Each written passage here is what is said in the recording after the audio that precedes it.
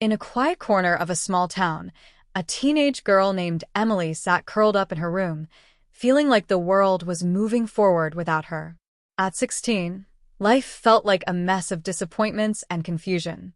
Her parents were fighting more than usual, her best friend had grown distant, and her grades were slipping.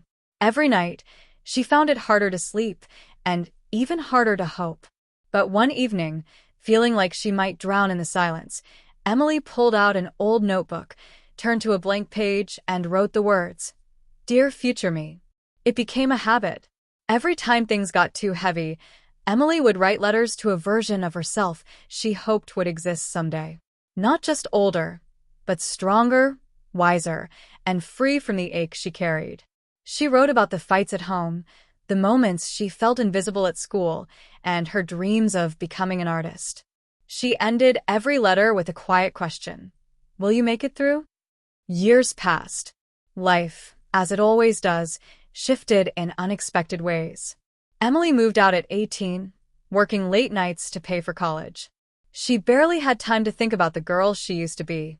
There were still hard days, lonely nights, and moments where she questioned her path, but with each challenge, she kept going. She painted when she could, scribbled poems on the back of receipts, and once in a while, smiled when she realized she no longer cried as easily as she used to. At 29, on a rare quiet Saturday morning, Emily returned to her childhood home to help her parents pack before selling it. In her old bedroom, tucked behind a loose panel in the wall, she found the notebook, the letters. She sat down on the edge of her old bed and began to read. Page after page, memory after memory. The words hit her like a wave. She could feel the fear in those letters, the aching loneliness, the fragile hope of a girl who didn't know if she'd ever be okay. She cried. Not because she was still that girl, but because she wasn't anymore. Letter by letter, Emily realized something she had never fully seen before. She had become the person that younger her had hoped for. She was still imperfect, still growing, but she was resilient. She had turned her pain into art, her loneliness into independence, her fear into courage. And it hadn't happened all at once. It was a slow, quiet change.